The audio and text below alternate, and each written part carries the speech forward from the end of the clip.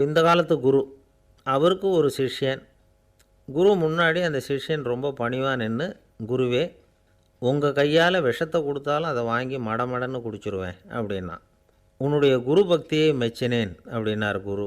அதுக்கு அந்த சிஷ்யன், அப்படி இல்லை குருவே, உங்ககிட்ட சிஷ்யனாக இருக்கிறத விட உங்கள் கையால் விஷத்தை வாங்கி குடிச்சு விட்றது ரொம்ப நல்லது, அதனால தான் அப்படி சொன்னேன் அப்படின்னா. தலையில் கனம் உள்ளவங்க யாருமே சரியாக இருக்க முடியாது. எவ்வளவு பெரியவங்களாக இருந்தாலும் சரி, ரொம்ப கஷ்டம்தான் அது. கர்வங்கிறது கூடவே கூடாது. இதை விளக்கிறதுக்கு மகான் ஒருத்தர் ஒரு சம்பவத்தை சொல்கிறார். அர்ஜுனன் தீர்த்த யாத்திரை பண்ணானா.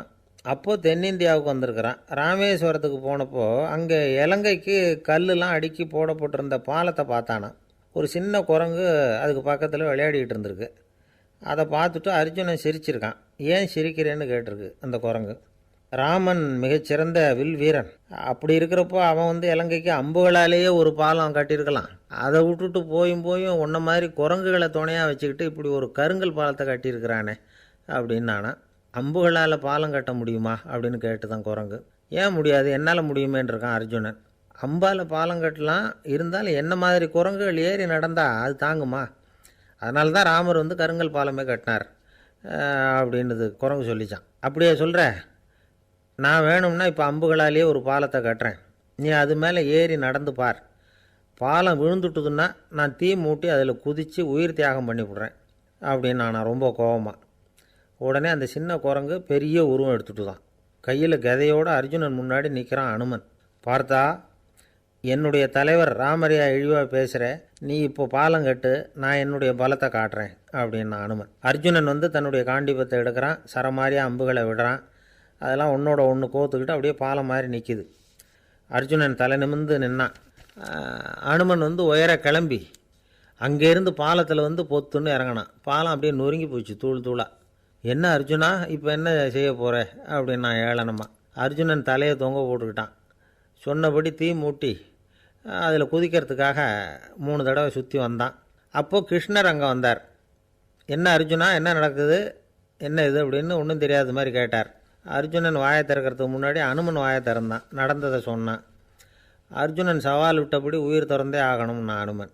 கிருஷ்ணர் யோசனை பண்ணார். நல்லது, இந்த சவால் விட்டதுக்கும் நடந்ததுக்கும் யார் சாட்சி? பெரிய ஒருத்தரை சாட்சியாக வச்சுக்கிட்டல்லவா நீங்கள் இந்த போட்டியை நடத்தியிருக்கணும் அப்படின்னார். அதனால் என்ன, இப்போ மறுபடியும் அந்த போட்டியை நடத்திவிட்டா போச்சு, என்னால் அந்த அம்பு பாலத்தை நொறுக்க முடியாதா அப்படின்னா அனுமன். சரி, இப்போ மறுபடியும் அது நடக்கட்டும்னார் கிருஷ்ணர். அர்ஜுனன் அம்பு பாலம் அமைச்சான். அனுமன் ஏறி குதிச்சான். பாலம் அசைஞ்சு கொடுக்கவே இல்லை, அவ்வளோ உறுதியாக இருக்குது. இப்போ அனுமன் தலையை குனிஞ்சிக்கிட்டான். அர்ஜுனன் நன்றியோடு நிமிர்ந்து பார்த்தான். கிருஷ்ணருடைய தோள்கள்லேயும் முதுகள்லேயும் ரத்தம். என்ன சுவாமி, என்ன நடந்ததுன்னு நான் பதறி போய், உன் அம்பு பாலத்தை நான் தான் முட்டு கொடுத்து தாங்கிக்கிட்டு இருந்தேன்.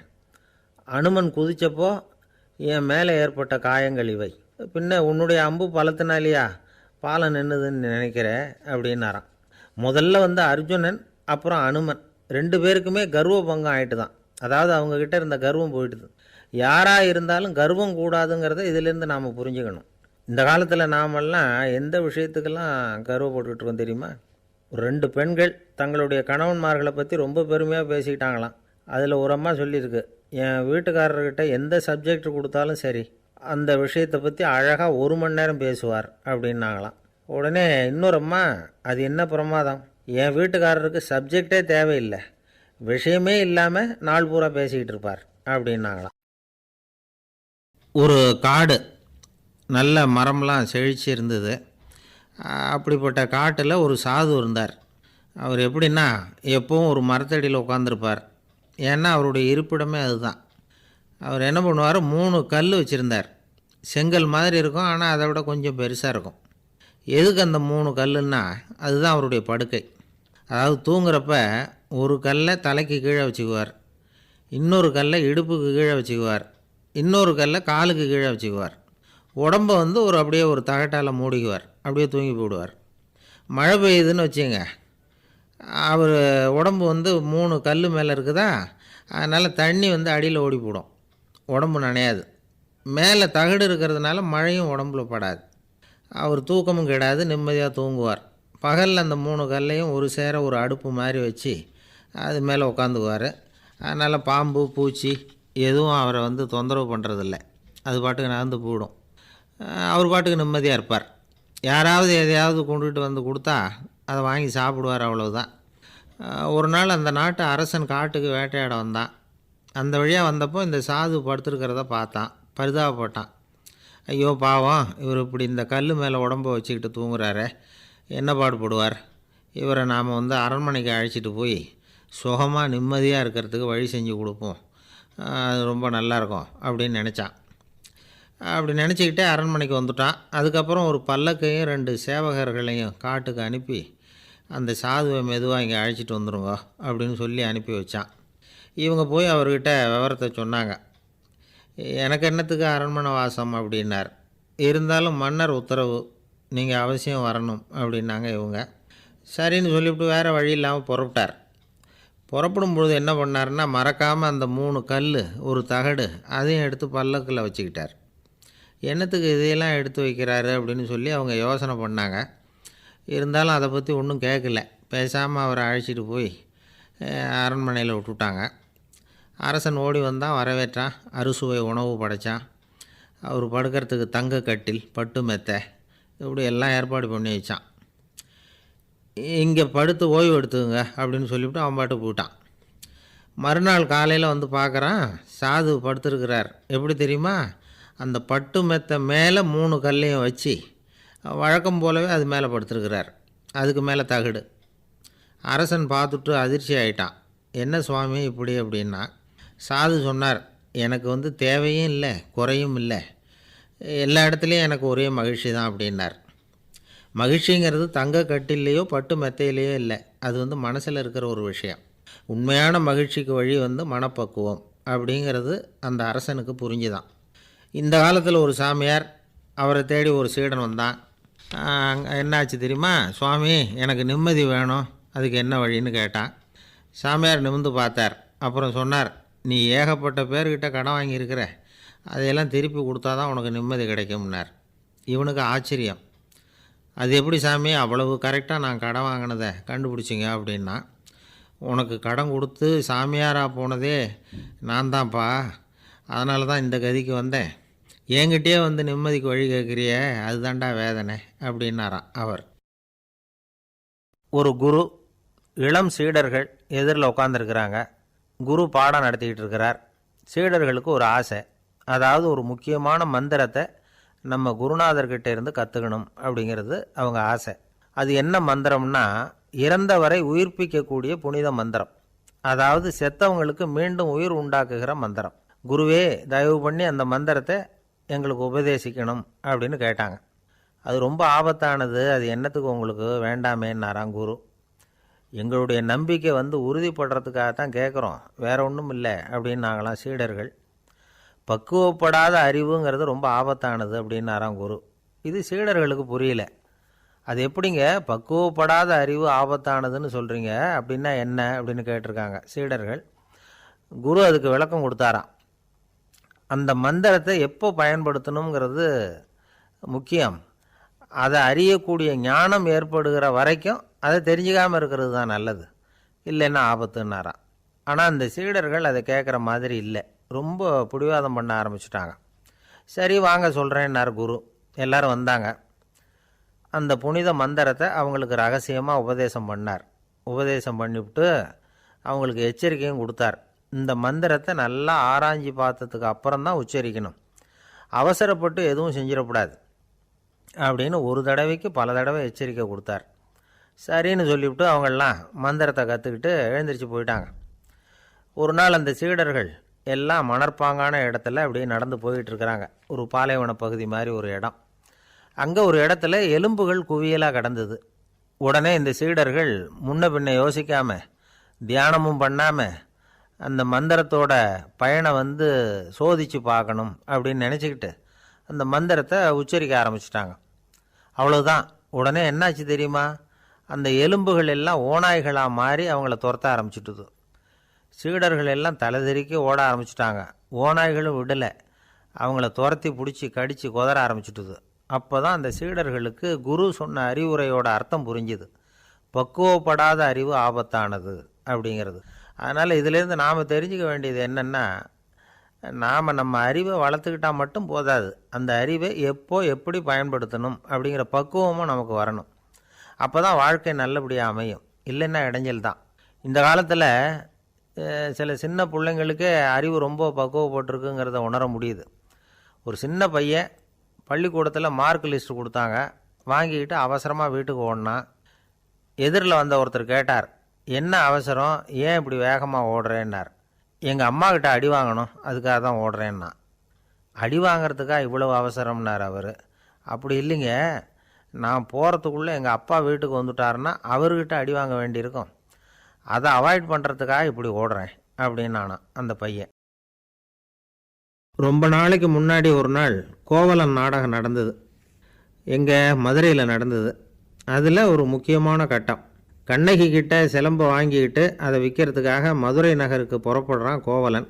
அந்த சமயத்தில் கண்ணகி பாடுற மாதிரி ஒரு நாடக பாடல், நாடக ஆசிரியர் எழுதினது. அது என்ன பாட்டுன்னா, மா பாவியோர் கூடி வாழும் மதுரைக்கு மன்னா போகாதீர் என்று அப்படின்னு ஆரம்பிக்கும் அந்த பாட்டு. இதுதான் அந்த பாட்டு. இதை கண்ணகி மேடையில் பாடின உடனே கூட்டத்தில் சலசலப்பு. நம்ம ஊர்லேயே நமக்கு முன்னாடியே நின்றுக்கிட்டு மா பாவியோர் கூடி வாழும் மதுரை அப்படின்னு சொல்கிறாங்களே, என்ன தைரியம் அப்படின்னு எல்லாம் குழப்பம் பண்ண ஆரம்பிச்சிட்டாங்க. மக்கள் சத்தம் போட ஆரம்பிச்சிட்டாங்க. எதிர்ப்பு குரல் அது பாட்டுக்கு வர வர அதிகமாக போட்டுது. கொண்டுக்கிட்டு வா அந்த நாடக ஆசிரியரை, எழுதுனது யார் அப்படின்னு ஒரே சத்தம், கூச்சல். வேறு வழி இல்லை. மெதுவாக மேடைக்கு வந்தார் அந்த நாடக ஆசிரியர். 4 பக்கத்திலிருந்தும் கேள்வி கணைகள். மக்களை பார்த்து கொஞ்சம் அமைதியாக இருங்கோ அப்படின்னு சொல்லிவிட்டு தன்னுடைய விளக்கத்தை சொல்ல ஆரம்பித்தார் அந்த நாடக ஆசிரியர். மா அப்படின்னு சொன்னால் திருமகளாகிய லட்சுமி அப்படின்னு அர்த்தம். பா அப்படின்னா கலைமகளாகிய சரஸ்வதி. வி அப்படின்னா மலைமகளாகிய பார்வதி. மா பாவியோர் அப்படின்னா திருமகளும் கலைமகளும் மலைமகளும், இவங்க மூவரும் அப்படின்னு அர்த்தம். இந்த 3 பேரும் வாழ்கின்ற மதுரை புனிதம் நிறைந்தது, சகல செல்வங்களும் நிறைஞ்சது. அப்படிப்பட்ட ஊரில் நான் அணிந்து கொள்ளும் இந்த சாதாரண சிலம்பை யார் வாங்கிக்குவாங்க அப்படிங்கிற எண்ணத்தோடு தான் கண்ணகி அப்படி சொல்கிறா. அதை நினச்சி தான் நான் எழுதினேன். ஆகவே மதுரையை ரொம்ப சிரமப்படுத்தணும், ரொம்ப மோசமாக எழுதணும் அப்படிங்கிற எண்ணம்லாம் எனக்கு கிடையாது, பெருமைப்படுத்தணும்னு நினச்சி தான் அப்படி எழுதினேன் அப்படின்னு விளக்கம் கொடுத்தாராம். இந்த விளக்கத்தை கேட்டதும் எல்லாரும் ரொம்ப சமாதானம் ஆகிட்டாங்களாம். இப்படி விளக்கம் கொடுத்த அந்த நாடக ஆசிரியர் யார் தெரியுமா? அவர் தான் தமிழ் நாடக உலகின் முதல் ஆசான் சங்கரதாஸ் சுவாமிகள். அவருக்கு நகைச்சுவை உணர்வும் அதிகம். 1920ஆம் ஆண்டு திருநெல்வேலியில் அவர் தங்கியிருக்கிறார் நாடகம் நடத்துறதுக்காக. அவர் தங்கியிருந்த வீட்டில் கொசு மூட்டைப்பூச்சி அதிகமாக இருந்திருக்கு. அவரால் தூங்கவே முடியல. அவர் அனுபவித்த தொல்லைகள் ஒரு பாட்டாக உருவாச்சு. வேடிக்கையாக ஒரு பாட்டு எழுதினாராம். மூட்டையும் கொசுவும் ஒரு வீட்டிலே மீட்டிங் போட்டால் முன்னே நிற்க யாரால் முடியும், கொசு மோகன ராகம் போல சத்தம் போட்டு முன்னே நின்று செய்திடும் யுத்தம். இதை மறுநாள் நாடகத்தில் கோமாளி வேஷம் போட்ட ஒரு சிறுவனை விட்டு பாட வச்சுருக்கார். எல்லாரும் சிரித்து ரசித்தாங்களாம்.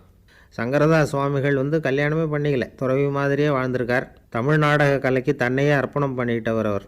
1922 நவம்பர் மாதத்தில் ஒரு நாள் புதுச்சேரியில் அவர் வாழ்க்கை முடிஞ்சுது. அப்போ அவருக்கு வயசு 55. சங்கரதாஸ் சுவாமிகள் நாடக ஆசிரியர் மட்டும் இல்லை, மேடை நாடக இயக்குனர், தயாரிப்பாளர், அவரே ஒரு சிறந்த நடிகர். ஒரு தடவை சாவித்திரி நாடகத்தில் இவர் யமதர்மனாக வேஷம் போட்டு நடிச்சிருக்கிறார்.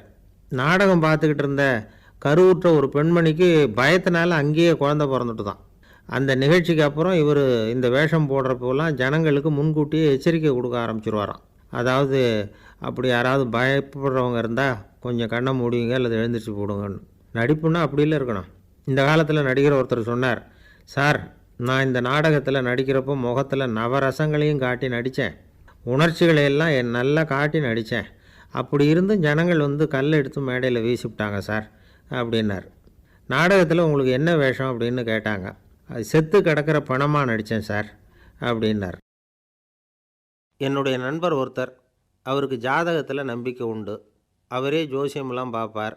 என்ன சார் இந்த காலத்தில் இதையெல்லாம் நம்பிக்கிட்டு இருக்கீங்களேன்னு கேட்டால், உங்களுக்கு ஒன்றும் தெரியாது சார், இந்த உலகத்தில் ஒவ்வொருத்தரும் அவங்கவுங்க செய்கிற நல்லது கெட்டதுக்கு தகுந்த பலனை அனுபவிச்சே தேரணும்பார்.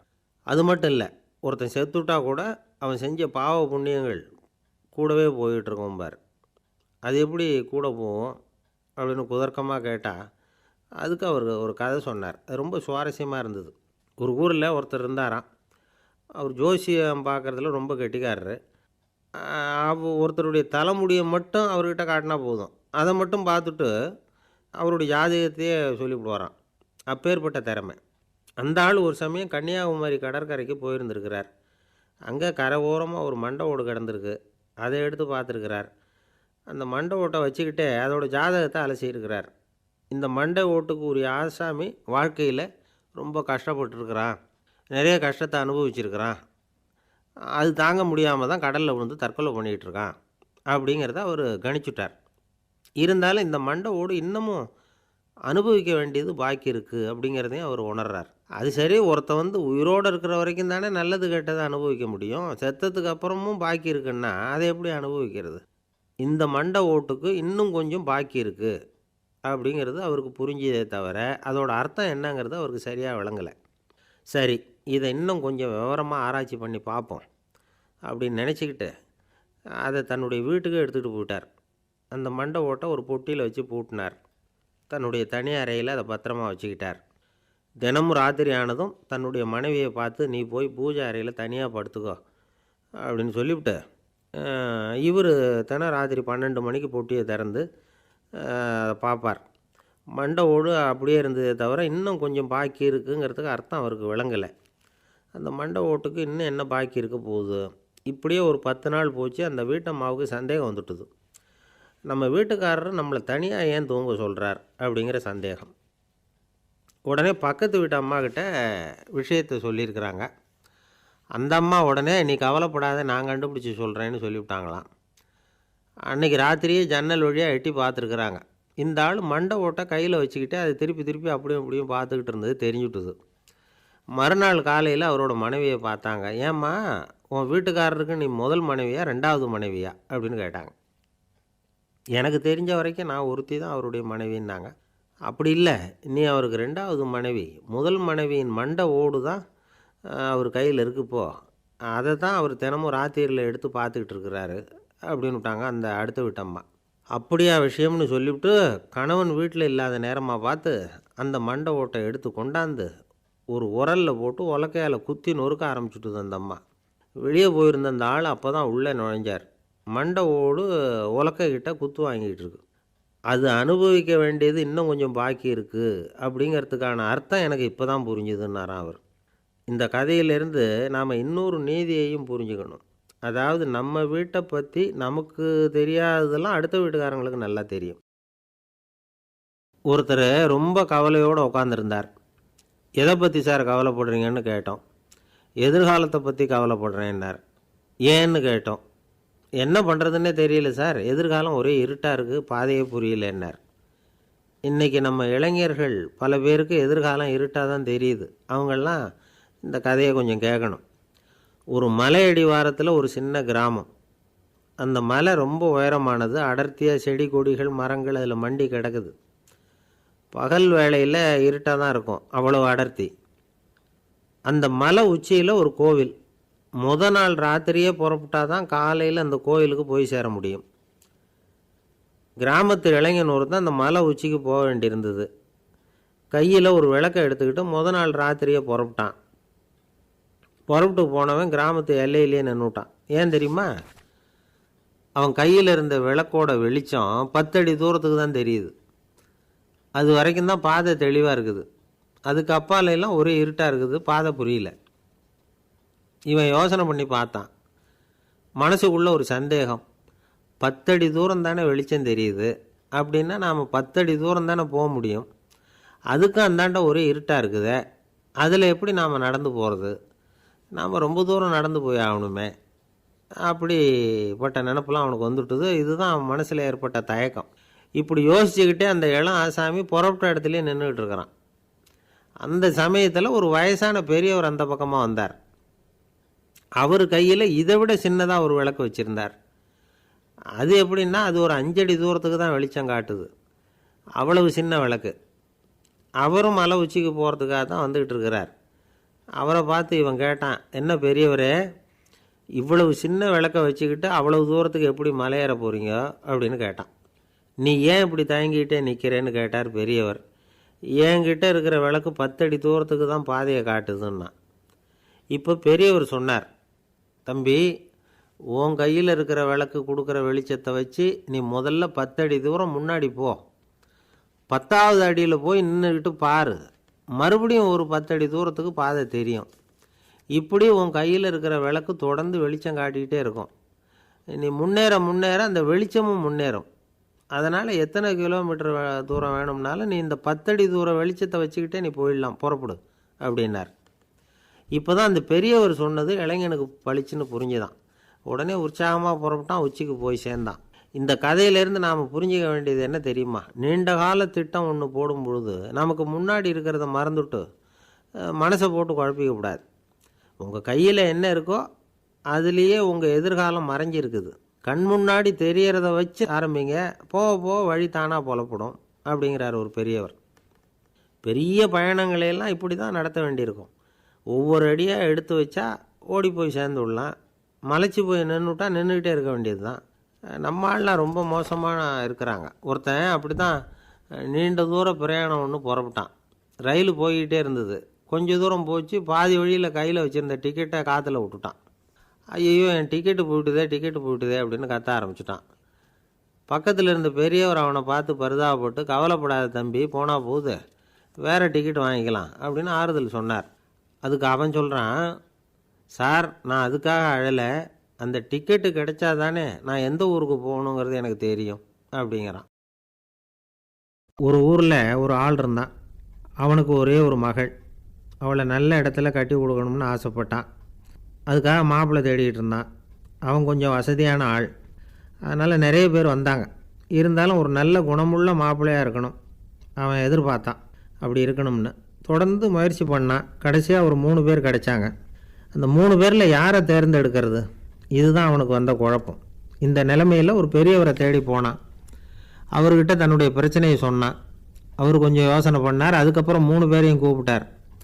இதை பாருங்கப்பா, உங்கள் 3 பேருக்கும் 3 மாத கால அவகாசம் தர்றேன். நீங்கள் இப்போ போகலாம். 3 மாதம் கழித்து திரும்பி வரலாம். அப்படி வரும்பொழுது இந்த 3 மாத காலத்தில் நீங்கள் செஞ்ச நல்ல காரியம் ஏதாவது ஒன்று சொல்லணும். அதை வச்சு உங்களில் ஒருத்தரை நாங்கள் தேர்ந்தெடுத்துக்கிறோம் அப்படின்னு சொன்னாராம். 3 பேரும் சரின்னு சொல்லிவிட்டு திரும்பி போயிட்டாங்க. 3 மாதம் ஆச்சு. அதுக்கப்புறம் ஒரு நாள் திரும்பி வந்தாங்க. அவர் அவங்கள கூப்பிட்டு உட்கார வச்சார். அப்புறம் கேட்டார், இப்போ சொல்லுங்கள், இந்த 3 மாத காலத்தில் நீங்கள் செஞ்சுருக்கிற ஏதாவது ஒரு நல்ல காரியத்தை சொல்லுங்க அப்படின்னார். முதல்ல ஒருத்தன் எழுந்திரிச்சு நின்னான். ஐயா, எங்கள் அப்பா இறந்த பிறகு அவரோட கணக்கு வழக்குகளை எடுத்து பார்த்துக்கிட்டு இருந்தேன். அவர் ஒரு வியாபாரிகிட்ட 10,000 ரூபா கடன் வாங்கியிருக்கிறதாக எழுதியிருந்தார். அந்த வியாபாரியும் இப்போ உயிரோடு இல்லை. இருந்தாலும் அந்த வியாபாரியோட மகனை தேடி கண்டுபிடிச்சேன். கணக்கு புத்தகத்தை காட்டினேன். எங்கள் அப்பா உங்கள் அப்பா கிட்ட 10,000 ரூபா கடன் வாங்கியிருக்கிறதாக இதை எழுதியிருக்கிறார். அதனால் அதை திருப்பி கொடுக்கறதுக்காக வந்திருக்கிறேன். இந்தாங்க அந்த பணம் அப்படின்னு சொல்லி கொடுத்துட்டு வந்துட்டேன் அப்படின்னு நானும். இதை பெரியவர் கவனமாக கேட்டுக்கிட்டார். அதுக்கப்புறம் 2வது இளைஞன் எழுந்திரிச்சான். ஐயா, நான் போன மாதம் ஒரு நாள் ராத்திரி வேளையில் ஒரு காட்டுப்பாதை வழியாக எங்கள் ஊருக்கு போய்கிட்டு இருந்தேன். அந்த சமயத்தில் அந்த வழியாக வந்துக்கிட்டு இருந்த ஒரு வழிப்போக்கர்கிட்ட 4-5 திருடர்கள் வம்பு வளர்த்து அவர்கிட்ட இருந்த பொருளை எல்லாம் கொள்ளையடிச்சிக்கிட்டு இருந்தாங்க. நான் உடனே ஒரு குச்சியை எடுத்துகிட்டு ஓடினேன். அந்த திருடர்களை அடித்து விரட்டினேன். பொருளை எல்லாம் மீட்டு அந்த வழிப்போக்கர்கிட்ட ஒப்படைச்சேன். அவரை பத்திரமா அழைச்சிட்டு போய் அவர் வீட்டில் விட்டுட்டு வந்தேன் அப்படின்னு நானும். இதையும் பெரியவர் கவனமாக கேட்டுக்கிட்டார்.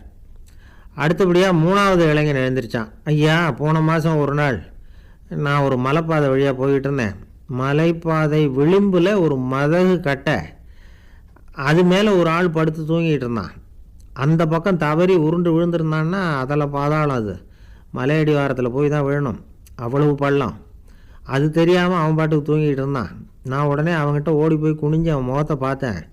அப்போ தான் புரிஞ்சுது, அவன் ஏற்கனவே எனக்கு தெரியும். அவனை எனக்கு நிறைய கெடுதல் பண்ணியிருக்கிறான், இடைஞ்சல் கொடுத்தவன். இருந்தாலும் ஐயோ பாவம்னு நினச்சி அவனை எழுப்பி பாதுகாப்பாக வேற ஒரு இடத்துல படுக்க வச்சுட்டு வந்தேன் அப்படின்னு நானா. பெரியவர் இதையும் கேட்டுக்கிட்டார்.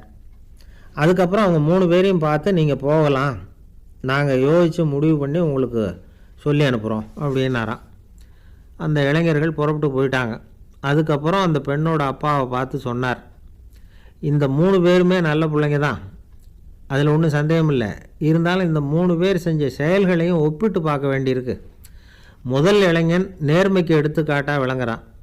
இந்த காலத்தில் இது மாதிரி இளைஞர்களை பார்க்குறது ரொம்ப கஷ்டம்தான். இருந்தாலும் அவன் கடமையை தான் செஞ்சான். 2வது இளைஞன் நல்ல வீரன், தைரியசாலி. ஒரு வீரன் எதை செய்யணுமோ அதைத்தான் இவன் செஞ்சான். இவன் ஒரு லட்சிய மனிதன். 3வது இளைஞன் தன்னுடைய பகைவனுக்கே உதவி செஞ்சுருக்கான். அவன் உயிரை காப்பாற்றியிருக்கிறான். பகைவனுக்கு அருள்வதுங்கிறது ஒரு சாதாரண மனுஷனால் செய்யக்கூடிய காரியம் இல்லை. பகையை மறக்கிறதும் பகைவனுக்கு அருள்வதும் தெய்வீக பண்புகள்.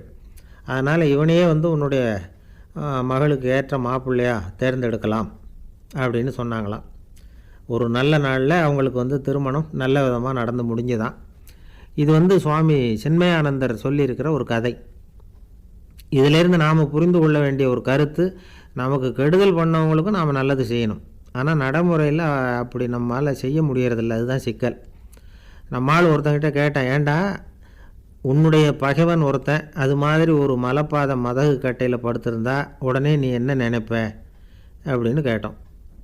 இது ஒரு அருமையான சந்தர்ப்பம்னு நினைப்பேன் அப்படின்னா. எதுக்குன்னு கேட்டோம்.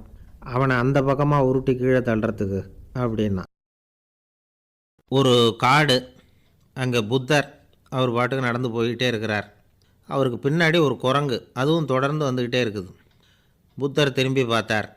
குரங்கு அப்படியே குதித்து உயர எழும்பி ஒரு கிளையில் போய் உக்காந்துது. ஏன் இப்படி பண்ணுறேன்னு கேட்டார் புத்தர். என்னை சாதாரணமாக நினைக்க வேணாம், நான் மகாமந்தி, என்னால் எல்லாம் முடியும், முடியாதுங்கிற வார்த்தையே என்னுடைய அகராதியில் கிடையாது, என்ன வேணும்னாலும் செய்வேன் அப்படின்னுது. அப்படின்னா ஒரு பந்தயம் வச்சுக்கலாமான்னார் இவர். ஓ வச்சுக்கலாமேன்னுது. வேறு ஒன்றும் இல்லை, இப்போ நீ மேலே எழும்பி அந்த கிளையில் உட்காந்தது மாதிரி அங்கேருந்து தாவி என் உள்ளங்கையில் உட்காரணும், அவ்வளவுதான் அப்படின்னார். அப்படி உட்காந்துட்டா என்ன பரிசு அப்படின்னு கேட்டது. அது சொர்க்கத்தில் இருக்கிற மாமன்னன் மரகத சக்கரவர்த்தியை என்னோட இருக்கும்படியாக கூப்பிட்டுக்கிறேன். அந்த சமயத்தில் அவருடைய அரியணை அங்கே காலியாகிடும், நீ அதில் போய் உட்காந்துக்கலாம். பந்தயத்தில் தோத்துட்டா ஒரு கல்ப காலம் இந்த பூமியில் வாழ வேண்டியிருக்கும், அதுக்கு பிறகு தான் என்கிட்ட வர முடியும், என்ன சொல்கிற அப்படின்னார். குரங்குக்கு தாவறது ஒரு பெரிய காரியமா? இது எனக்கு ரொம்ப சாதாரண விஷயம், என்ன இப்போவே தாவட்டுமா அப்படின்னுது. சரின்னு சொல்லி உள்ளங்கையை நீட்டினார். அவருடைய கை தாமரை இலை அளவுக்கு அப்படியே விரிஞ்சுது. குரங்கு சௌகரியமாக உட்கார்றதுக்காக. குரங்கு தாவறதுக்கு தயாராச்சு. அதுக்கு முன்னாடி ஒரு சின்ன யோசனை. அதுக்கு இந்த கிளையிலேருந்து அந்த கைக்கு தாவறது எனக்கு ரொம்ப அற்பமான ஒரு வேலை, இது ரொம்ப சாதாரணம், என்னுடைய கௌரவத்துக்கு இது சரியாக இருக்காது. அதனால் நான் என்ன பண்ண போகிறேன்னா, இங்கேருந்து கிளையிலேருந்து அப்படியே உயர எழும்ப போகிறேன். எழும்பி மேல் உலகம் போய் அங்கே ஒரு சுற்றிவிட்டு அதுக்கப்புறம் அங்கேருந்து நேராக இந்த கையில் உட்கார போகிறேன் அப்படின்னு நினச்சிது. என்ன யோசிக்கிற அப்படின்னார் புத்தர். ஒன்றும் இல்லை, இந்த பாயிரம் பார் அப்படின்னு சொல்லி தாவி உயர போயிட்டுது. கொஞ்ச நேரத்தில் வான உலகத்துக்கே போய் சேர்ந்துட்டுது. அங்கே போய் பார்த்தா அங்கே ஒரு 5 பளிங்கு தூண்கள் இளம் சிவப்பு நிறத்தில் நின்றுக்கிட்டு இருக்குது.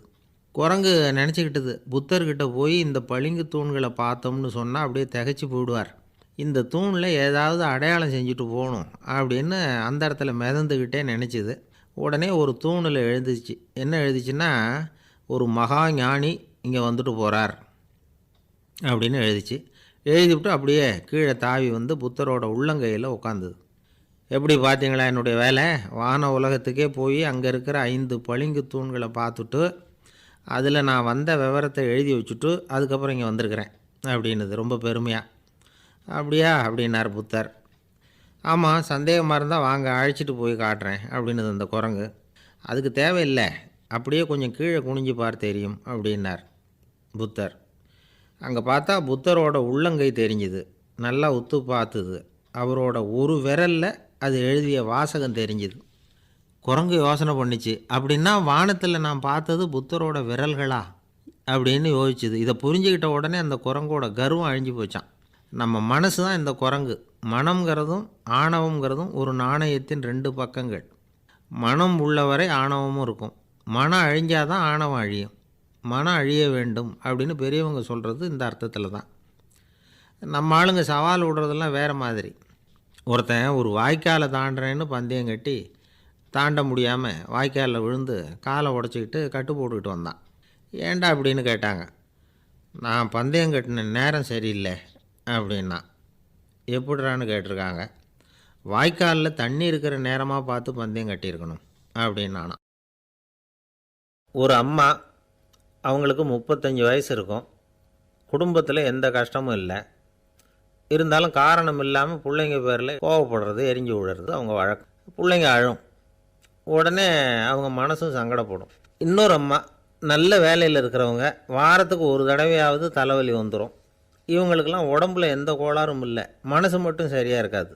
தூக்க மாத்திரை கையில் வச்சுருப்பாங்க. 30-35 வயசுடைய பெண்களுக்கு சர்வசாதாரணமாக காணப்படுகிற மனக்கோளாறு இது.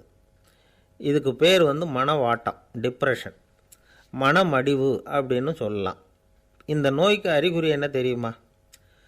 மனசில் வருத்தமான உணர்வு இருக்கும். அடிக்கடி அழலாம் போல தோணும். முன்னால் எல்லாம் எந்தெந்த செயலில் ஆர்வம் இருந்ததோ அதெல்லாம் குறைஞ்சிரும், அல்லது சுத்தமாகவே ஆர்வம் இல்லாமல் போயிடும். சில பெண்கள் இளம் வயசில் பக்கத்தில் இருக்கிறவங்க கிட்ட கலகலப்பாக பேசுவாங்க, வீட்டை அலங்கரிக்கிறதுல ஆர்வம் இருக்கும். இப்போ அதுலெல்லாம் ஆர்வம் இல்லாமல் போயிடும். எந்த வேலை செஞ்சாலும் சீக்கிரம் களைப்பு அடைஞ்சுடுறது மாதிரி ஆகிடும். நமக்கு யாருமே உதவியாக இல்லை, நம்ம எல்லாரும் கை விட்டுட்டாங்க போல் இருக்குதே அப்படிங்கிற உணர்வுலாம் உண்டாகும். தன்னைத்தானே குறை சொல்லிக்குவாங்க. நாம் தப்பு பண்ணிவிட்டோம் போல் இருக்குதே அப்படின்னு தோணும். குற்றம் பண்ணிட்டதா நினச்சி கஷ்டப்படுவாங்க. பசி இருக்காது, தூக்கத்தில் தொந்தரவு இருக்கும். அடிக்கடி செத்து போடலாங்கிற உணர்வு வரும். தற்கொலை பண்ணிக்கலாங்கிற எண்ணம் உண்டாகும். சில பேர் தற்கொலை முயற்சியில் கூட ஈடுபடுவாங்க. சில பேருக்கு பலவிதமான உடல் வலிகள் இருக்கும், பலவீனம் இருக்கும், சீக்கிரமாக களைப்படைஞ்சு போடுவாங்க. இதெல்லாம் மனவாட்ட நோய்க்கான தன்மைகள். இந்த மனவாட்டம், அதாவது டிப்ரெஷனை 2 வகையாக பிரிக்கலாமா. ஒன்று தானாக உண்டாக்கிக்கிறது, இன்னொன்று எதிர் விளைவை உண்டு பண்ணுகிற அல்லது நரம்பு சம்பந்தப்பட்ட டிப்ரெஷன். தானாக உண்டாக்கிக்கிற மனவாட்ட நோய் இருக்குது பாருங்கள், அதுக்கு ஏதாவது சூழ்நிலை காரணமாக இருக்கலாம், அல்லது இல்லாமலும் போகலாம். மூளையில் டொப்பாமைன் அல்லது செரட்டோனின் இதோட அளவு குறையும் பொழுது இந்த டிப்ரெஷன் உண்டாகுது. இதுக்கு ஓரளவு பிறவி காரணங்கள் கூட இருக்கலாம். குடும்பத்தில் வேறு சிலருக்கும் வரலாம். பாதிக்கப்பட்ட பெண்ணை பார்க்குறதுக்கு பலவீனமாக தெரியும், கடுமையான குற்ற உணர்வு இருக்கும், தனியாக இருக்கிறதுக்கு ஆசைப்படுவாங்க, நடு ராத்திரியில் எழுந்திரிச்சு உட்காந்து கஷ்டப்பட்டுக்கிட்டு இருப்பாங்க, கொடூரமான முறையில் தற்கொலை பண்ணிக்க முயற்சி பண்ணுவாங்க, தீ வச்சுக்கிறது, அமிலத்தை குடிக்கிறது, தூக்கில் தொங்குறது. இப்படி தானாக வரவழைச்சிக்கிற மனவாட்ட நோய் மறையக்கூடிய நோய். ஒரு தடவை வந்தால் 3லேருந்து 6 மாதம் வரைக்கும் நீடிக்கும். இடைப்பட்ட காலங்களில் நோயாளி இயல்பாக இருப்பார். எதிர் விளைவை உண்டு பண்ணுகிற அல்லது நரம்பு சம்பந்தப்பட்ட மனவாட்ட நோய் எப்படின்னா, கணவன் மனைவி, மாமியார் மருமகள், இப்படிப்பட்ட உறவு முறை பிரச்சனைகள், தோல்விகள், எரிச்சல்கள், ஆஃபீஸு பிரச்சனை, இப்படிப்பட்ட சூழ்நிலையால் உண்டாகிறது. எல்லாத்துக்கும் மருந்து இருக்குது, மார்க்கம் இருக்குது, கவலைப்பட வேண்டியதில்லை, தைரியமாக இருக்கணும். உளவியல் மருத்துவம் இதுக்கு ரொம்ப உபயோகமாக இருக்கும். சில பெண்களை பாருங்கள், அவங்க எதுக்கும் அலட்டிக்கிறது இல்லை. ஒரு அம்மா அப்படி தான் தன்னுடைய கணவனை அழைச்சிக்கிட்டு ஒரு மனநோய் மருத்துவர்கிட்ட வந்தாங்க. டாக்டர், எங்கள் வீட்டுக்காரர் திடீர்னு ஒரு மாதிரி ஆயிட்டார், வித்தியாசமாக நடந்துக்கிறார். எப்படின்னா, இவர் தன்னையே ஒரு ஒட்டடை பூச்சியாக நினச்சிக்கிட்டு இருக்கிறார். அப்படி நினச்சிக்கிட்டு தன்னுடைய தலையாலேயே வீட்டில் உள்ள ஒட்டடையெல்லாம் தொடச்சிக்கிட்டு இருக்கிறார் அப்படின்னாங்க. எவ்வளவு நாளாக அப்படி இருக்குதுன்னு கேட்டார் டாக்டர். 1 வாரமாக அப்படி இருக்குது அப்படின்னாங்க அந்த அம்மா. அப்படின்னா முன்னாடியே ஏன் அழைச்சிட்டு வரல அப்படின்னு கேட்டார் டாக்டர்.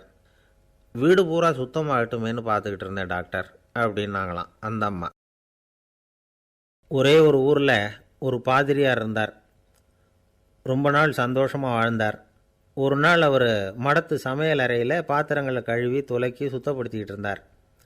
அந்த சமயத்தில் ஒரு தேவ தூதன் அவர் முன்னாடி நின்னான். இவர் நிமிர்ந்து பார்த்தார்.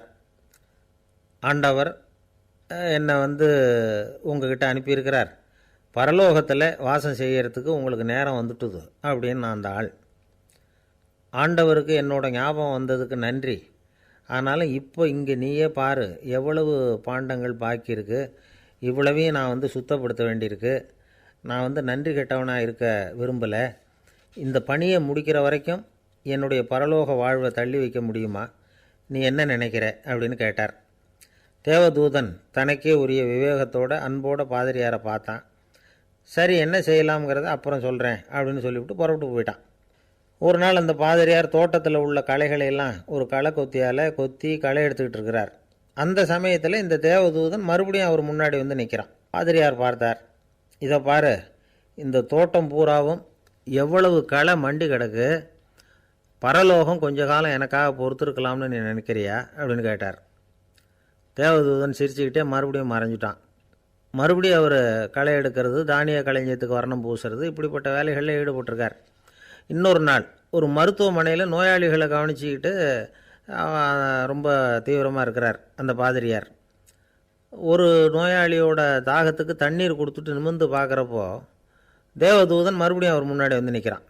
இந்த தடவை பாதிரியார் தன்னலமற்றவராக பேரன்பை காட்டக்கூடிய வகையில் தன்னுடைய 2 கைகளையும் உயர்த்தியபடி தேவதூதனின் கவனத்தை வந்து பிணியால் வாடக்கூடிய நோயாளிகளின் பக்கம் திருப்பினாராம். தேவதூதன் ஒன்றும் சொல்லலை, மறைஞ்சிட்டான். அன்னைக்கு சாயந்தரம் பாதிரியார் வந்து மடத்தில் உள்ள தன்னுடைய அறைக்கு போய் இளைப்பாறினார். யோசித்து பார்த்தார். தேவதூதனையும் தேவதூதனின் விருப்பத்தையும் பல நாள் தள்ளி போட்டு வந்ததையும் அவர் ரொம்ப நினச்சி பார்த்தார். திடீர்னு தான் வந்து முதுமை அடைகிறதையும் சோர்வு அடைகிறதையும் உணர்ந்தார். ஆண்டவரை நினச்சார். ஆண்டவரே, உம்முடைய தூதனை மறுபடியும் என்கிட்ட அனுப்புனா நான் சந்திக்கிறதுக்கு ஆவலாக இருக்கேன் அப்படின்னு சொல்கிறப்பவே தேவதூதன் பக்கத்தில் வந்து நின்னான். பாதிரியார் நிமிர்ந்து பார்த்தார். நீ இப்போவே என்னை அழைச்சிக்கிட்டு போக விரும்பினா நான் பரலோகத்துக்கு வர்றதுக்கு தயாராக இருக்கேன்னார்.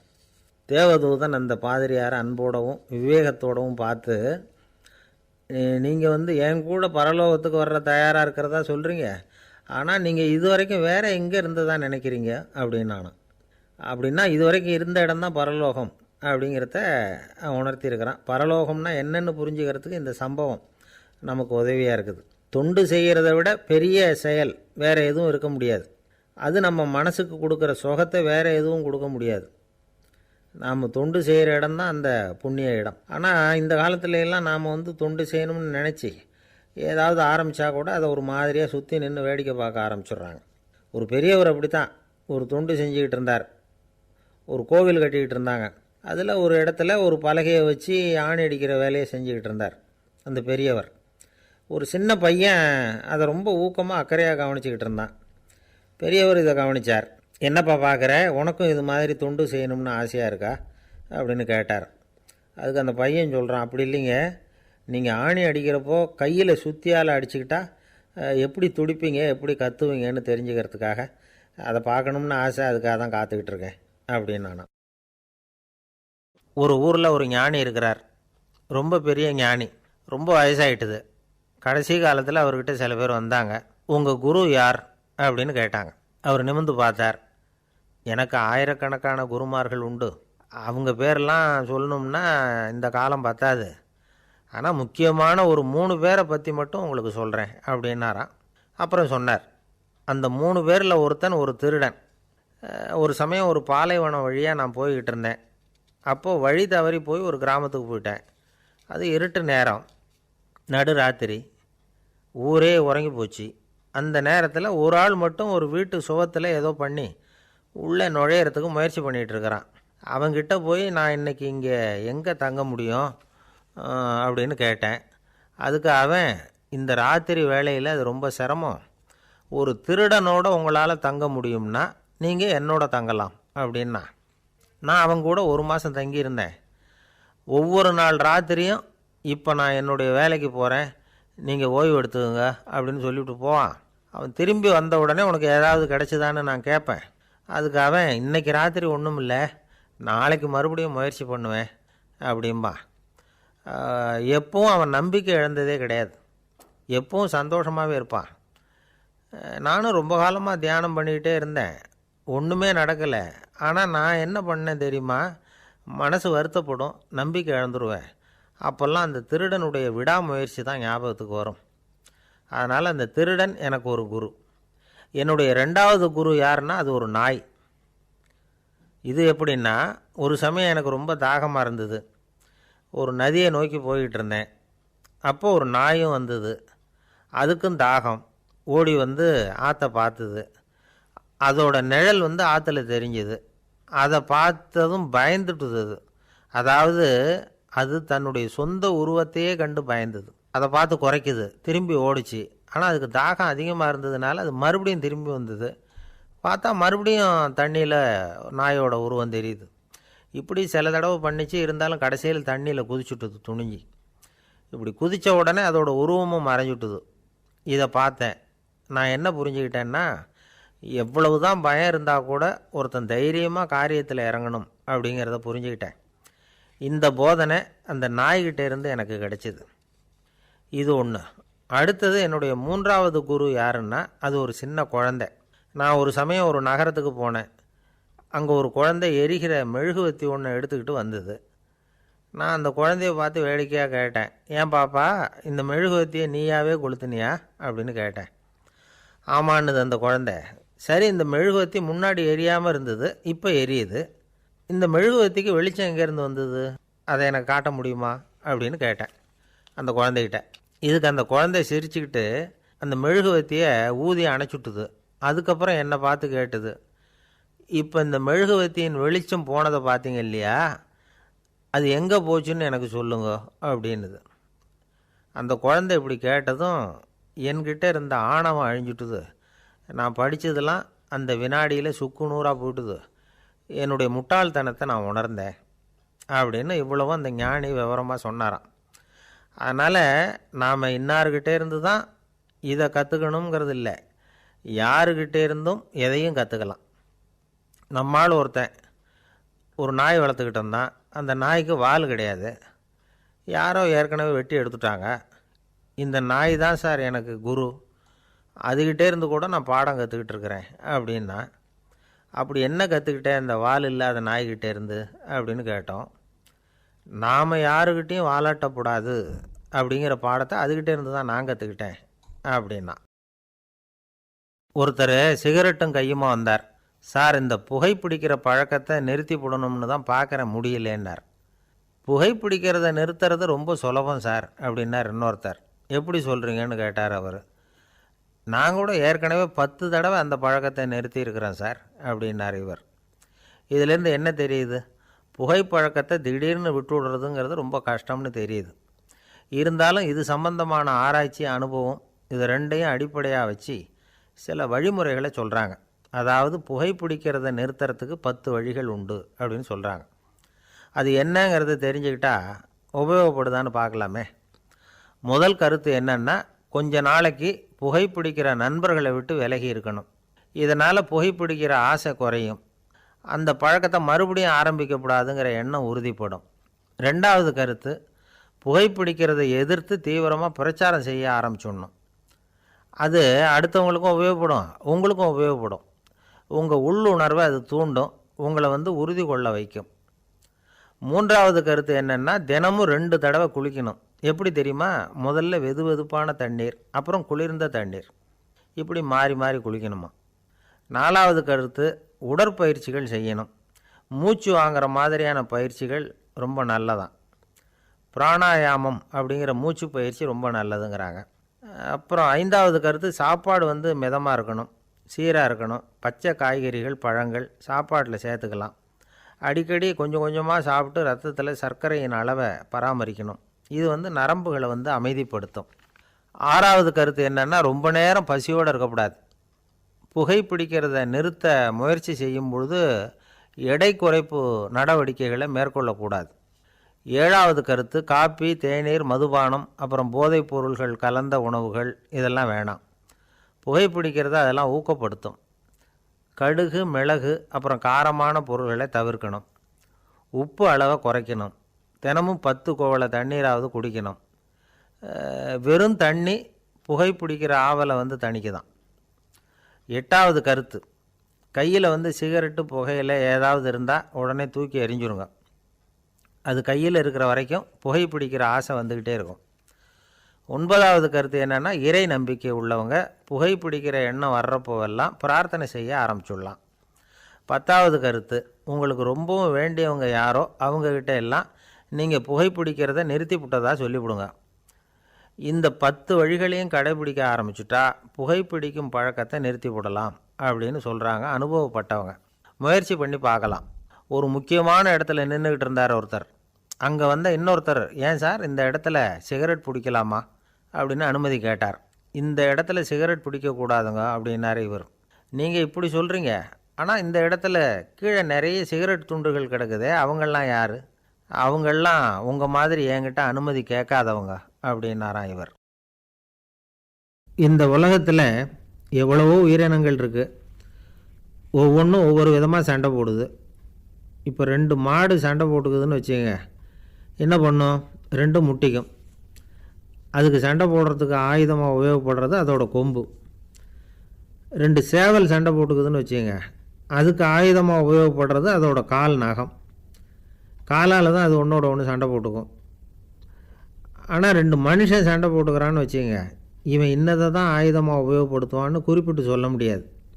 கல்லை எடுப்பான், கத்தி எடுப்பான், துப்பாக்கி எடுப்பான், என்ன வேணாலும் பண்ணுவான். வாயால் திட்டுவான், கையால் அடிப்பான், காலால் உதைப்பான், சகலகலா வல்லவன். விலங்குகள்லாம் பொதுவாக வாயை சாப்பிட்றதுக்கு மட்டும்தான் உபயோகப்படுத்துது. ஆனால் இவனுக்கு சாப்பிட்றதுக்கும் அதுதான், சாப்பிட்டு விட்டு திட்டுறதுக்கும் அதுதான். ஆனால் ஒரு விஷயத்தில் மட்டும் கெட்டிக்கிறேன். அதாவது நாம் சண்டை போட்டுக்கிட்டாலும் பரவாயில்லை, கோழிகள் சண்டை போடாமல் இருக்கணும் அப்படின்னு ஆசைப்படுறான். எதுக்காக? கோழிகள் சண்டை போடாமல் இருந்தால் நிறைய முட்டைகள் போடுமா, அதுக்காக தான் இந்த அக்கறை. கோழி பண்ணை வச்சுருக்கிறவங்களுக்கு இது ஒரு பெரிய பிரச்சனை. அதாவது பண்ணையில் இருக்கிற கோழிகளுக்குள்ளே அடிக்கடி சண்டை வந்துடும், அதனால் முட்டை உற்பத்தி குறைஞ்சிரும். சரி, இதுக்கு என்ன பண்ணுறது? பண்ணையில் போய் உட்காந்துக்கிட்டு தினமும் பஞ்சாயத்து பேசிகிட்டு இருக்க முடியுமா? அமெரிக்காவில் கோழி பண்ணை வச்சுருக்கிற ஒருத்தர் இதை பற்றி யோசனை பண்ணி பார்த்தாராம். ஒரு வழியையும் கண்டுபிடிச்சிருக்கார். கோழிக்கெல்லாம் மூக்கு கண்ணாடி மாட்டி விட்டுட்டோம்னா அது சண்டை போடுற குணம் குறைஞ்சிரும், முட்டை அதிகமாகிடும். அந்த கண்ணாடியில் உள்ள லென்ஸு சிவப்பு நிறத்தில் இருக்கணும், அவ்வளவுதான் அப்படின்னு அவர் கண்டுபிடிச்சாராம். இது ஏற்கனவே நடைமுறையில் கண்டுபிடிக்கப்பட்ட ஒரு விஷயம். ஆனால் எல்லா கோழிக்கும் சிவப்பு மூக்கு கண்ணாடி எப்படி மாட்டி விட்றது? அப்படியே மாட்டி விட்டாலும் அது நழுவாமல் இருக்கணுமே. இப்போ நாமெல்லாம் நடு விரலால் மூக்கு கண்ணாடி நடுவில் தொட்டு அப்படி ஸ்டைலாக சரி பண்ணிக்கிறோம், அது மாதிரி கோழி எப்படி சரி பண்ணிக்கும்? இதுதான் பிரச்சனை. இதுக்கு அவர் என்ன வழி கண்டுபிடிச்சாருன்னா, கோழிக்கெல்லாம் மூக்கு கண்ணாடிக்கு பதிலாக விழியொட்டு வில்லைகள், காண்டாக்ட் லென்ஸ், அதை பொருத்தி விட்டா என்ன அப்படின்னு யோசனை பண்ணார். அதே மாதிரி பண்ணார். அதே மாதிரி செஞ்சு பார்த்தார், வெற்றி. அதுக்கப்புறம் கோழியெல்லாம் சண்டை போட்டுக்கலையாம், சமாதான பிரியர்கள் ஆகிட்டு தான். கோழிகளுக்கு இயல்பாகவே சண்டை போடுற குணம் உண்டு. ஆனால் அதோட கண்ணுக்கு பார்க்குற பொருள்லாம் ரோஜா நிறத்துலையோ அல்லது இன்னும் சொல்லப்போனால் அழுத்தமான சிவப்பு நிறத்துலையோ தெரிஞ்சதுன்னா சண்டை போடுற குணம் குறைஞ்சிருதான். அந்த சமயத்தில் அது அதிகமாகவும் முட்டையிட ஆரம்பிச்சுடுதான். அதே நேரத்தில் இறை எடுக்கிறத கூட குறைச்சிக்குதான். இது ஏன் இப்படி பண்ணுதுங்கிறது விஞ்ஞானிகளுக்கு இன்னமும் புரியலையா. எப்படியோ அமெரிக்க கோழிகள்லாம் காண்டாக்ட் லென்ஸ் பொருத்திக்க ஆரம்பித்தாச்சு. கோழி கழுத்தை பிடிச்சிக்கிட்டு ஒரு சில வினாடிகளில் அதை பொருத்தி விட்றாங்களாம். கோழியோட ஆயுள் பூரா அது அப்படியே இருக்குமா. பண்ணையில் முட்டை உற்பத்தி குறைஞ்சா இது மாதிரி விஞ்ஞானபூர்வமாக பரிகாரம் தேடுறது தான் நல்லது. நமக்கு வேண்டியப்பட்ட ஒருத்தர், அவர் ஒரு கோழி பண்ணை வச்சுருந்தார். அந்த பண்ணையில் பாதி கோழி திடீர்னு செத்து போச்சு. உடனே ஒரு கால்நடை மருத்துவர்கிட்ட போக வேண்டியது தானே, அங்கே போகல. உள்ளூரில் மந்திரம் பண்ணிகிட்டு இருந்த ஒரு சாமியார்கிட்ட போனார். அவர் காலில் விழுந்தார். சாமி, என் பண்ணையில் பாதி கோழி செத்து போட்டுதுன்னார். சாமியார் யோசனை பண்ணார். சரி, பண்ணையில் வாசப்படி கிழக்கு பக்கமாக வச்சுருக்கியா மேற்கு பக்கமாக வச்சுருக்கியான்னு கேட்டார். கிழக்கு பக்கமாக இருக்குன்னார் அவர். அதுதான் தப்பு, மேற்கு பக்கமாக அதை மாற்றி சரியாக போடும்னாராம். அதே போல் இவர் போய் மாற்றிவிட்டார். அப்பவும் பாதி செத்து போச்சு. மறுபடியும் சொன்னார், சாமி மறுபடியும் பாதி கோழி செத்து போட்டுதேன்னார். சரி, கூரை எப்படி போட்டிருக்க, ஓடு போட்டிருக்கியா இல்லை கீத்து போட்டிருக்கியான்னார். ஓடு போட்டிருக்கேன்னாராம் அவர். அதுதான் தப்பு, அதை கீத்து போட்டுரு சரியாக போடும்னாராம். சரின்னு போய் அதையும் மாற்றி பார்த்தார். மறுபடியும் போயிட்டுது, கோழி செத்து போச்சு. வந்தார், மறுபடியும் பாதி செத்து போச்சு சாமின்னு வந்தார். இவரும் யோசனையை மாற்றி மாற்றி சொல்லிகிட்டே இருக்கிறார். இப்படி அவரும் மாற்றி மாற்றி பார்த்தார். 6வது தடவையாக அவரை தேடிட்டு வந்தார். அந்த சமயத்தில் இவர் ரொம்ப தீவிரமாக யோசனை பண்ணி பார்த்துட்டு, அது சரிப்பா, நீயே என்கிட்ட சளைக்காமல் வந்துக்கிட்டு இருக்கிற, நானும் யோசனை சொல்லிகிட்ருக்கேன். இப்போவும் உங்ககிட்ட சொல்கிறதுக்கு என்கிட்ட யோசனை நிறையா இருக்குது, ஆனால் சோதிக்கிறதுக்கு உங்ககிட்ட கோழி இல்லையே, என்ன பண்ணுறது அப்படின்னாராம் இவர். ஒரு தெருவில் சில சிறுவர்கள் விளையாடிக்கிட்டு இருந்தாங்க. ஏதோ ஒரு உயரமான கல்லை நடுத்தெருவில் வச்சு அதை சுற்றி சுற்றி ஓடி வந்துக்கிட்டு இருக்கிறாங்க. அது என்ன விளையாட்டோ அவங்களுக்கு தான் தெரியும். கொஞ்ச நேரம் அப்படி விளையாடிக்கிட்டு இருந்தவங்க விளையாடி முடித்ததும் அந்த கல்லை நடுத்தெருவில் அப்படியே விட்டுட்டு அவங்கவுங்க வீட்டுக்கு ஓடி போட்டாங்க. அதுக்கப்புறம் அந்த வழியாக 2 பெண்கள் பேசிக்கிட்டே வந்தாங்க. பேச்சு சுவாரஸ்யத்தில் நடு தெருவில் இருந்த அந்த கல்லை கவனிக்கலை. காலில் இடிச்சுட்டுது, லேசாக ரத்தம் வந்துட்டுது. வலி தாங்கலை. காலில் இடிச்சுக்கிட்ட பொண்ணு திட்ட ஆரம்பிச்சுட்டுது. வர வர ஊர் உலகம் ரொம்ப கெட்டு போச்சு, யாருக்கும் பொறுப்பே கிடையாது பாரு, இப்படி நடுத்தருவில் பொறுப்பு இல்லாமல் இப்படி கல்லை போட்டு வச்சுருக்குறாங்களே, இது நியாயமா அப்படின்னு சொல்லி இந்த சமூகத்தை கடுமையாக விமர்சனம் பண்ணிக்கிட்டு அவங்க போயிட்டாங்க. கொஞ்ச நேரம் கழித்து ஒரு வாலிபன் அந்த வழியாக வந்தான். அந்த கல்லை பார்த்தான், நின்னான். ஒரு நிமிஷம் யோசனை பண்ணான். என்ன பண்ணலாம்னு பார்த்தான். தன்னுடைய வீரத்தையும் பலத்தையும் காட்டணும்னு நினச்சான். பின்னாடி போனான். அப்புறம் வேகமாக ஓடி வந்து ஒரு சின்ன ஹை ஜம்ப் அப்படியே துள்ளி குதித்தான். துள்ளி குதித்து தாண்டி அந்த பக்கமாக போய் விழுந்தான். அப்படியே விசில் அடிச்சுக்கிட்டு அவன் பாட்டுக்கு நடந்து போகிறான். அடுத்தபடியாக ஒரு காதல் ஜோடி அந்த வழியாக வந்தது. நடுத்தெருவில் கண்ணில் பட்டது. அவங்க 2 பேரும் ரொம்ப நெருக்கமாக சேர்ந்து வந்துக்கிட்டு இருக்கிறாங்க. நடுவில் கல் இருக்கிறதுனால கொஞ்ச நேரம் 2 பேரும் விலகி மறுபடியும் இந்த பக்கம் வந்து சேர்ந்து போகணும். கொஞ்ச நேரம் நாம் பிரிய வேண்டி இருக்குதே அப்படின்னு வருத்தத்தோடு முணுமுணுத்துக்கிட்டே இந்த பக்கம் வந்தாங்க. அதுக்கப்புறம் வழக்கம் போல் சேர்ந்து அவங்க பாட்டுக்கு எதிர்காலத்தை பற்றி கற்பனை பண்ணிக்கிட்டே போயிட்டாங்க. கடைசியாக அந்த வழியாக பார்வை இல்லாத ஒருத்தர் வந்துக்கிட்டு இருக்கார். அவர் கையில் வழக்கமாக வச்சுருக்கிற அந்த ஊன்றுகோல், கையில் இருக்கிற அந்த ஊன்றுகோலால் தனக்கு முன்னாடி அப்படியும் இப்படியும் அப்படியே தட்டிக்கிட்டு பார்த்துக்கிட்டே அவர் மெதுவாக நடந்து வந்துக்கிட்டு இருக்கிறார். வழியில் இருக்கிற அந்த கல் தட்டுப்பட்டுது. உடனே நடுத்தெருவில் ஒரு கல் இருக்குங்கிறத அவர் புரிஞ்சுக்கிட்டார். உடனே குனிஞ்சார். அந்த கல்லை தடவி பார்த்து எடுத்தார். தெரு ஓரமாக கொண்டுகிட்டு போய் போட்டார். அதுக்கப்புறம் அவர் பாட்டுக்கு அவர் வழியில் நடந்து போனார். இப்போது இதில் பல பேர் வந்தாங்க போனாங்க. இவங்களில் பார்வை உள்ளவங்க யார், பார்வை இல்லாதவங்க யார்? இப்படி ஒரு கேள்வி கேட்டால் என்ன பதில் சொல்ல முடியும்? கொஞ்சம் யோசித்து பார்த்தா இன்றைக்கி பல பேர் இப்படி தான் இருந்துக்கிட்டு இருக்கிறோம். ஒரு ஆள் பார்க்குறதுக்கு பெரிய மனுஷன் மாதிரி இருக்கார். ஒரு தெரு வழியாக நடந்து வந்துக்கிட்டு இருந்தார். இருட்டு நேரம். வழியில் ஒரு பெரிய கல் கிடந்தது, கருங்கல். பார்த்தார். கொஞ்ச நேரம் யோசித்தார். போய் தூக்கி பார்த்தா ரொம்ப கனமாக இருந்தது. இன்னொரு ஆள் சேர்ந்தால் தான் தூக்க முடியும். இவர் உடனே ரோட்டோரமாக போய் ஒரு மரத்தடியில் உட்காந்துக்கிட்டார். 2 பக்கமும் பார்த்துக்கிட்டே இருக்கார், யாராவது வர்றாங்களான்னு. கொஞ்ச நேரத்தில் ஒருத்தர் வந்தார். இவருக்கு தெரிஞ்சவர். என்னங்க இந்த நேரத்தில் இங்கே உட்காந்துருக்குறீங்கன்னு கேட்டார் அவர். அதோ அந்த கருங்கல் அப்படின்னு சுட்டி காட்டினார். ஓ, அதை தூக்கி ஓரமாக போடணுமா? வாங்க 2 பேரும் தூக்கலான்னார் வந்தவர். நான் அதுக்காக உட்காந்துருக்கலேன்னார் இவர். பின்ன வேறு எதுக்காகன்னார் அவர். ஒரு மனுஷன் கருங்கல்லில் காலை இடிச்சுக்கிட்டான்னா எப்படி துள்ளுவான்னு பார்க்கணுங்கிறது எனக்கு ரொம்ப நாளாக ஒரு ஆசை. அதுக்காக தான் உட்காந்துருக்கிறேன் அப்படின்னாராம்.